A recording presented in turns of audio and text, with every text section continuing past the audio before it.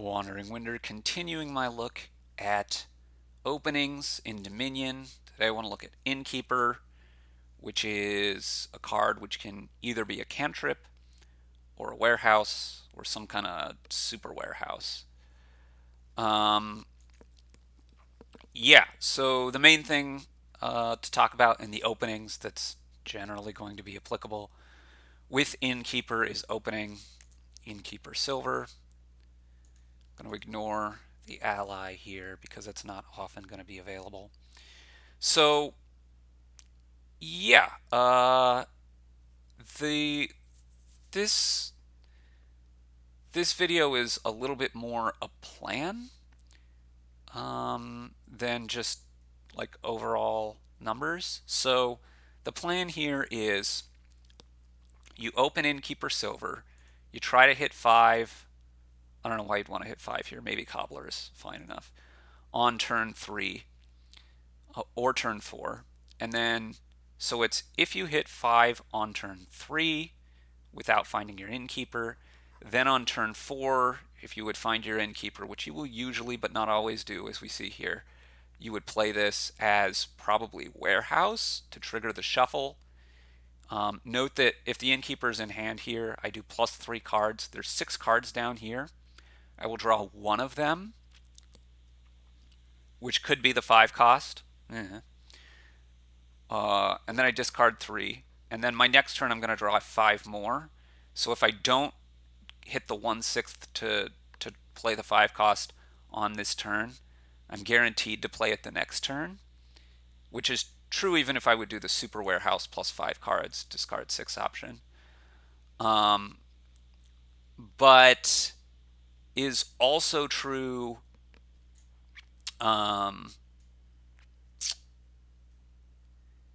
if I would just do the 3, and that gets me to a clean shuffle, which may or may not be desirable. After turn 5, I'm at the end of a shuffle then, right? If I just do the warehouse option here on turn 4. It's worth noting that you need to figure out kind of what the nature of your 5 is as to whether you really want to rush to do the super warehouse option here or just the normal warehouse option, right? Do you really want to play it, or do you want to play it with a reasonable hand size? How much do you want to cycle, etc. Right?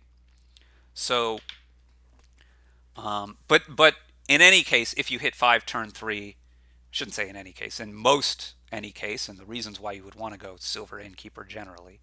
If you hit 5 on turn 3 and the Innkeeper on turn 4, that's going to be a good case for you. That happens 14.5% of the time. You can also, however,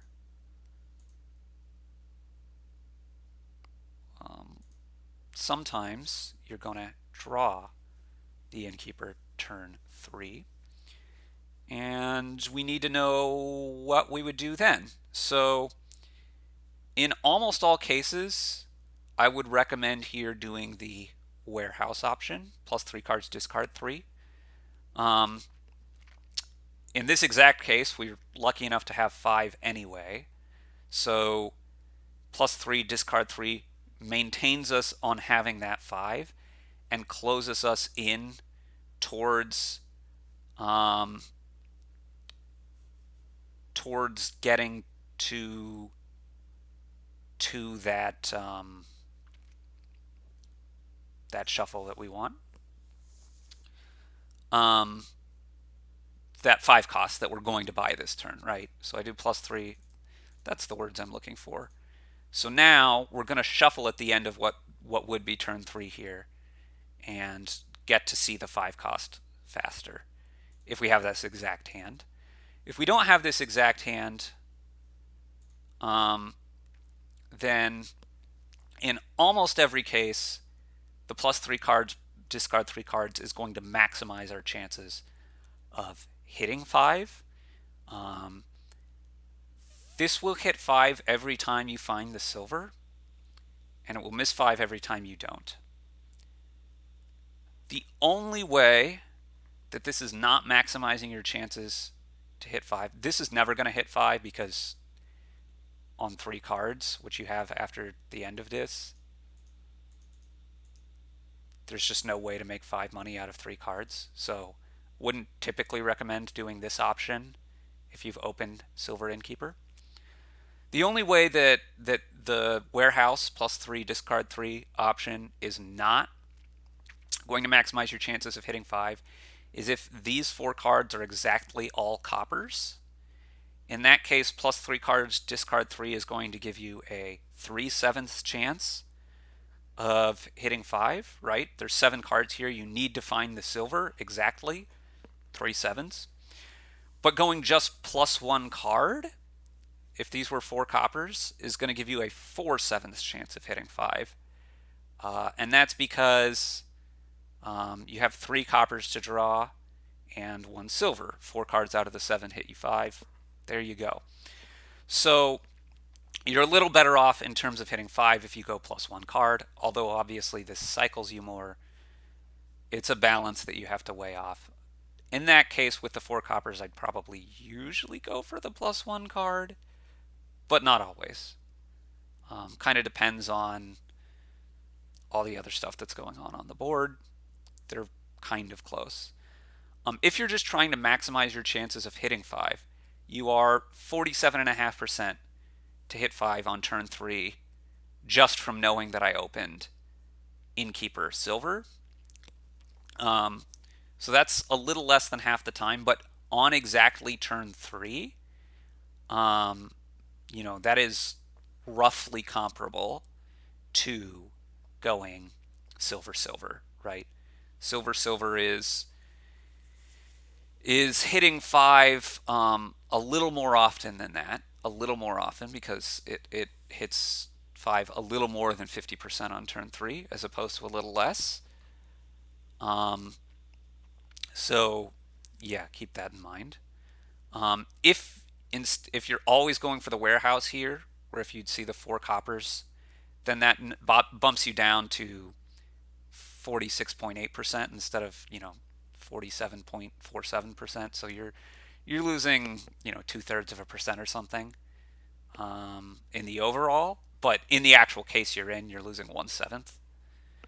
So yeah, I don't know what to tell you on that. You just have to figure out for yourself how good that is. You have so the other part of the plan, right? At the beginning of this video, I said this is a plan. What's the other part of the plan? Well, the other part of the plan comes up in terms of if you don't see the Innkeeper on turn 3, but you do see it on turn 4, which we can get to eventually, particularly if you haven't hit 7 already, or 7? Hit 5 already. At some point, we will see this on what would be turn 4. Hooray! Now, here we would have already hit 5, and that happens, right? Hitting 5 on turn 3, and then being able to play the warehouse on turn 4 is going to happen a little over 20% of the time. So this is part of the plan. It's really nice. You can decide, like I said, I think I covered this already. My brain is going. Whether you're hunting for this or not. If we wouldn't have hit 5 already, then the baseline plan is to always use this as a cantrip. And if we do that, we always use it as a cantrip here.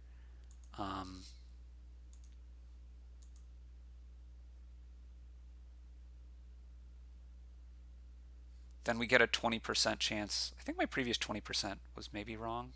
Yeah. There's your 14.5% to hit 5 on turn 3. And, excuse me. The chance of hitting 5 on turn 3 and then finding the Innkeeper on turn 4 is 14.5%. The 20% is the number I'm about to describe, which is if you haven't hit 5 yet on turn, the chance that you don't hit 5 on turn 3, find the Innkeeper on turn 4, and play it. Well, no. Let me start over. Blah. You don't hit 5 on turn 3. What's your chance of hitting 5 on turn 4 if you're always playing the Innkeeper as just a cantrip. 20%. Now, specific situations, you might actually want to do that. But of course, you can always use one of the other modes on the Innkeeper if your hand is bad enough that you're going to say, I'm just going to trigger this shuffle anyway, even though I haven't hit 5 yet.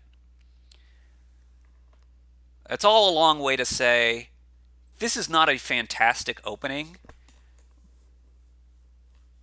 but it has some real cases for if you're trying to cycle quickly and find a small number of cards just repeatedly over and over and over again. If there is a 5 cost that you just really want to play very frequently because it's a mountebank and you want to junk your opponent a lot, or because it's a sentry and you want to get thin, then this becomes quite a good opening because you get to play that 5 cost more quickly. Even though you're less likely to get it on turn 3 or 4, you're more likely to be able to play it quickly and repeatedly, even though you're getting kind of less of them. So the optionality of sometimes using it as a warehouse and sometimes using it as a cantrip, sometimes using it as super warehouse, is good for you there, particularly if it's not a card that you need to have a big hand, right? Like if it's count and you need to have a big hand when you find it, maybe the Innkeeper not so good. But if it's, Recruiter or Mountebank or something, Innkeeper Silver, quite a solid opening. The other opening case for Innkeeper is if you have a trasher that doesn't trash a lot of cards, Ambassador, Steward, that kind of thing. One of these trash 2s, then opening Innkeeper is going to be able to help you find that and trash 2 a lot, because you can even use the +5 discard option, and you're going to be able to find that trasher very quickly, very frequently, and get that going. So that is an excellent opening case for Innkeeper. Sorry about all the blah, blah, blah in this video, but hopefully the conclusions still stand. Thanks for watching.